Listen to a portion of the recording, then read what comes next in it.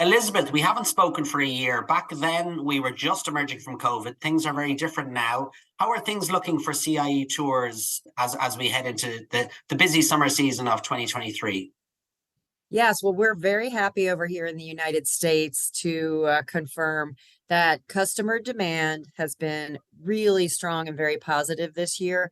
We started January and saw very strong demand right off the bat coming out of New Year's, and that continued into February and even the beginning of this month. So it's actually been a while since we had that really, really strong wave season. If anybody remembers way back before the pandemic, even in 2019, that January, February, March season was a little softer. It had Yeah, started to kind of pause a little bit. So after 3 years, 4 years on from there, we are delighted to have really strong US great. consumer And demand. is that still deferred booking, or is it still pent up demand, or is it brand new business? This is for our business, it's brand new business. Most of the rebooked business or the carryover business was either served up or canceled last year, but really 2023 is all new business at this point. And the bookings, the sales on bookings so far this year are about 8% over 2019, which is Fantastic. far above what we expected. We did not expect to get that type of momentum this early in the Yeah, recovery phase. yeah. And what parts of the States is most business coming from? Are you strong in certain geographic areas? Well, it's always very strong in the Northeast because really demand for the island of Ireland will also kind of come from the major airports where there are direct flights. Yeah, However, this year we saw it was pretty easily spread across the country. The one place that was not as strong so far in 2023, because it's just restarting, is Canada, yeah, because we sell in Canada as well. But as most folks in the industry know, and I know over on the Tourism Ireland side, they're watching Canada. Canada actually just emerged from its restrictions at the end of last year. yeah, So that they really had about an extra year and a half over the United States where they still were under pretty onerous travel and border restrictions. yeah, So there will be a restart for Canada, but most of that growth is coming from the United States, and most of it is the Northeast. But the Northeast is not certainly not the only market that's charging ahead. California is doing very well in the Midwest around, Chicago, Minneapolis. That area yeah. is doing And really and, well. and loads of direct air access now, which, as you say, makes it easier to sell Ireland, or makes it a simpler proposition for the traveling public. Absolutely. The air access, it's far ahead of what it was before the pandemic, which is nice. So that's one thing that we don't have to worry about seat availability. What we will see, and this is a theme throughout 2023, is that increases in fares are just one piece of the puzzle that Yeah, we are looking at, not only in the US, but also in Ireland as a destination, is the question of how far will price increases continue? yeah, Because all the way through the supply chain, there's been a very strong increase in supply costs for many reasons. And I think, yeah, those in Ireland tourism are well aware that it's from the hotel side, from insurance, from energy costs, staffing costs, yeah, many, many things that are going into the supply chain. They do accumulate at the tour operator level because we aggregate all of those yeah, supply items into a saleable product.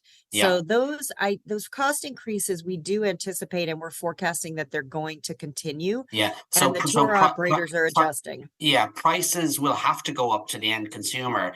And are you noticing yet any resistance? I mean, is there an element of frustrated demand where, people want to come to Ireland but are turned off by the price increases?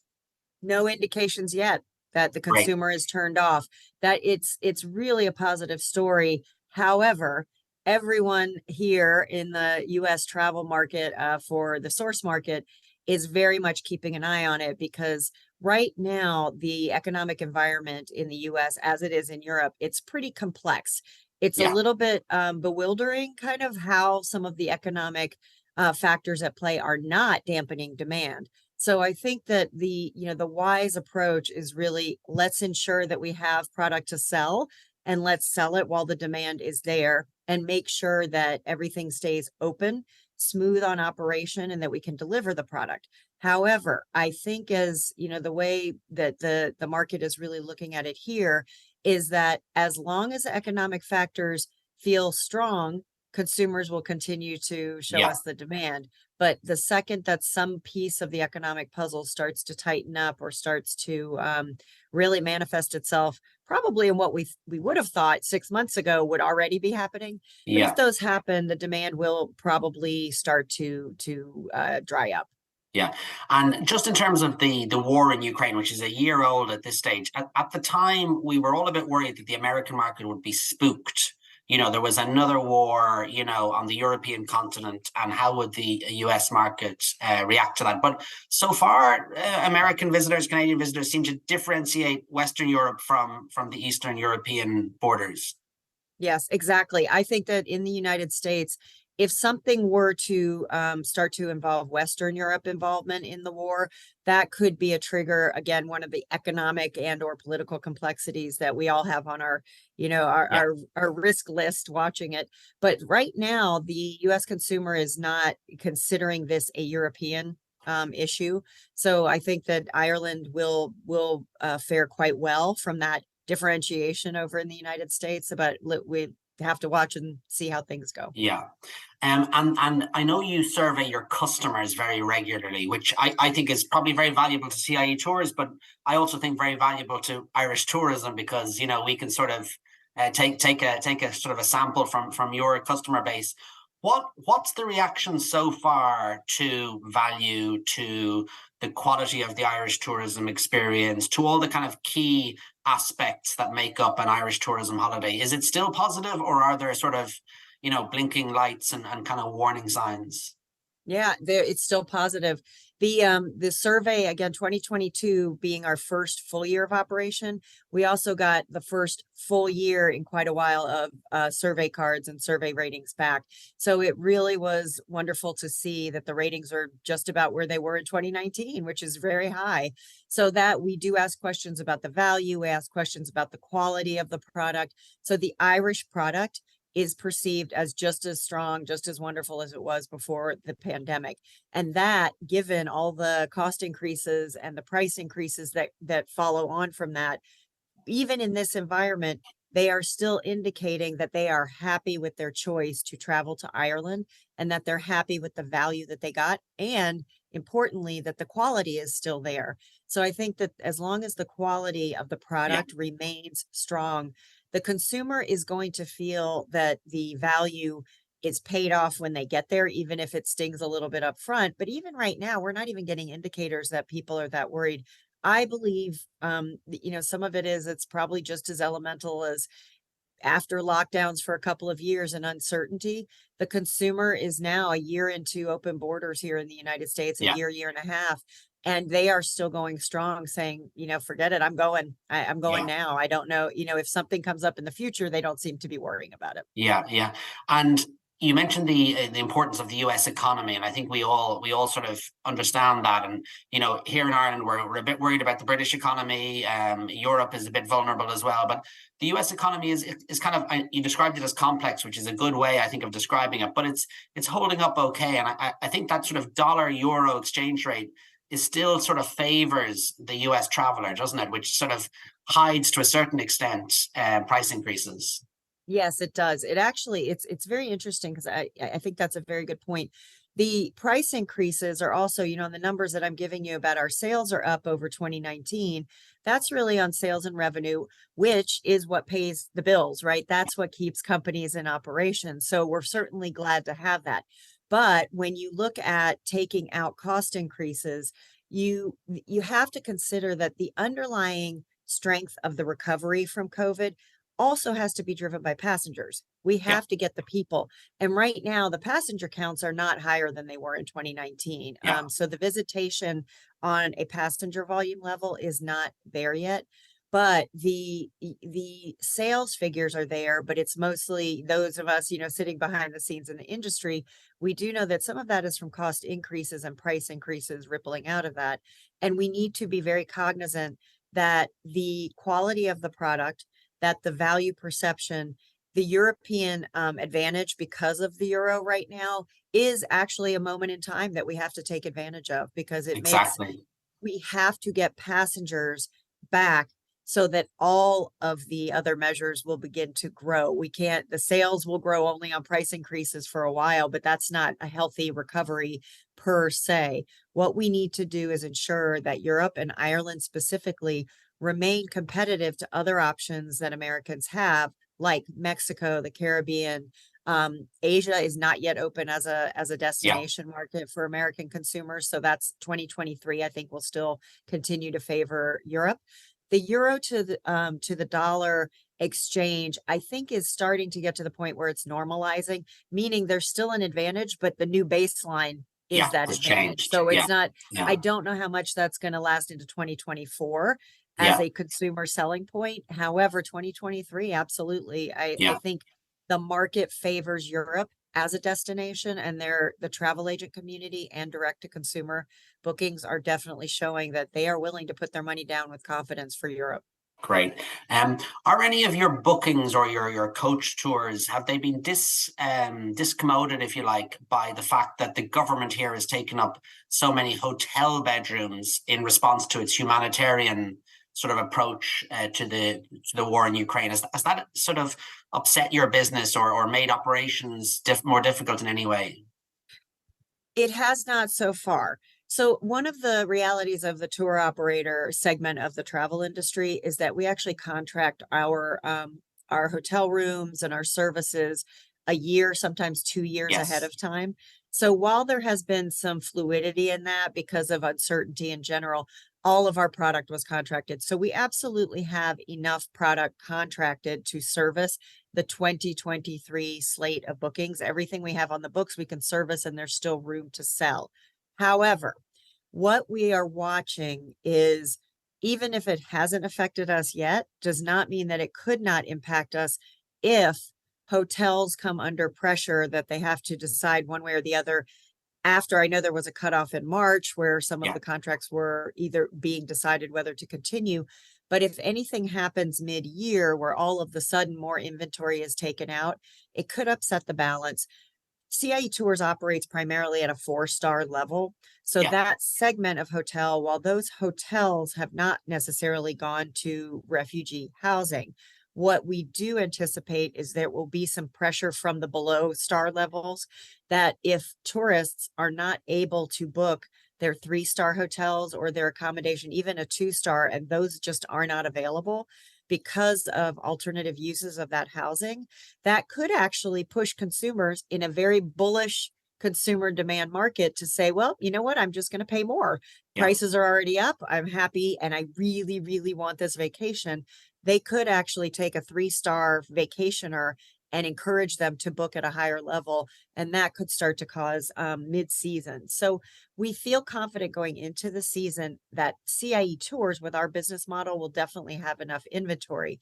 But I think the whole industry really needs to watch what happens midstream, Yeah. because anything that happens in May or June to jeopardize inventory for the year would have a really could possibly have a negative effect on the busiest parts of the season in August, September, Yeah. and Yeah. even into October. So we are watching it. So there, the other subset of product where we do see stress is on our private driver and the private groups product, which is more ad hoc business. Mm. Those hotels, we are starting to hear that hotels are not open to taking as much volume as they were taking in Yeah. 2019. So that's actually something that we're watching. And again, that really becomes almost a little more burdensome because it's almost a booking by booking conversation Yeah. as opposed to a full season negotiation for Yeah. Yeah. blocks of inventory. So the ad hoc business, I think, is showing signs of strain, but not dire yet, but just means that the product teams and the hoteliers that we work with, we really need to stay very connected Yeah. and make sure that we're anticipating lack of supply and coming up with Yeah, solutions I and think you're plan. right. You know, yeah, relationships and two-way communication is so important. CIE Tours, you were 90 years old last year. You're the largest operator out of the North American market. Um, What do you think the future, like looking at your crystal ball, what does the next 10 years hold? What will CIE Tours look like, or Irish tourism look like, say, on your centenary? Yeah, it's a really great question. We had a lot of, time to think about this over the last couple of We years, all and had far too much time. we all did. So, one of the things I think is the most exciting is that coming out of the pandemic, while economic pressures were certainly the biggest top of mind issue we all were dealing with for many years during the pandemic, sustainability really seemed to not only hold its own in mind share of what companies need to look at, but it actually seemed to grow. I know for a fact for CIE Tours that it grew for us. And I think that comes with two things. Number one, as we're owned by CIE Group, the National Transport Agency of Ireland, CIE has actually made a very strong sustainability commitment in the public transport sector. So while we do not operate in the public transport sector, we're the travel arm incorporated over here in the Yeah, United States. But what it has done is it's created kind of a framework. So through our ownership, we actually were able to tap into some resources, and we spent a lot of time, my team, myself, my department heads, we worked in 2022 for months and months and months to really start to put time to what does sustainability mean, not just for CIE Tours, but for our segment of tour operation in general, and for the destination of Ireland. So, we had meetings and interviews with Fáilte Ireland, Tourism yeah, Ireland, agencies, yourself. We talked to many agencies about how they see sustainability manifesting itself as far as opportunities and risks in Ireland as a destination. So we put all that together, and right at the end of 2022, we got board approval on the CIE Tours sustainability plan. And it's very high level still at the moment because I think there are a lot of things. Clearly, emissions and carbon footprint are a huge part of any businesses.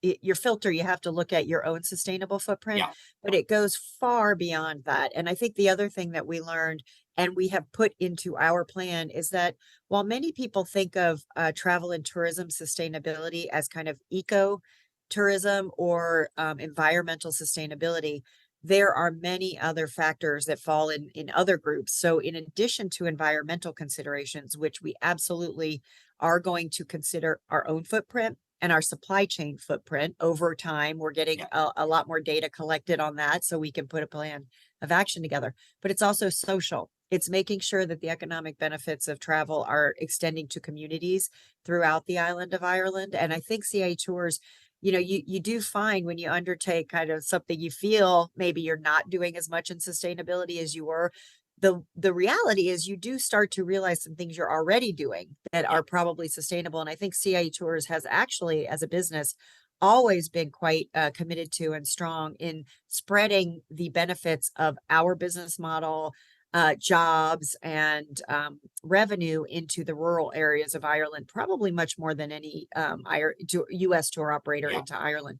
So we're very proud of that. But then there's the economic benefits as well. So you've got the social, economic, and environmental areas, and we're going to be taking some very concrete steps around measuring our carbon footprint, working with our suppliers to get the third party carbon footprints understood, and try to encourage and appeal to the supply chain. Because again, we don't own most of the assets or any of the assets that we sell. So we really rely on the supply chain, but we want to encourage and support our supply chain in their own sustainability journeys as well. And it's very encouraging that we have learned that many of the companies we work with in our supply chain already have their own sustainability plans in place. And while those are all going to be a work in progress, the more that we learn together, it really was heartening to see that it is on the minds of almost every segment of the industry. And that tells me that Ireland is going to be able to really harness a lot of really good companies, good people, and commitment to sustainability in order to further the sustainability of the yeah. destination as a whole. Yeah, great. And it's a good point to end. And I think, Ireland's always had green as its color, but we can actually be truly green in practice as well as green in branding. Elizabeth, thank you so much for your time and the best of luck in 2023. Hopefully you convert all that demand and you can deliver as many North American visitors to Ireland as possible. Thank you. We look forward to it. Thank you, Owen.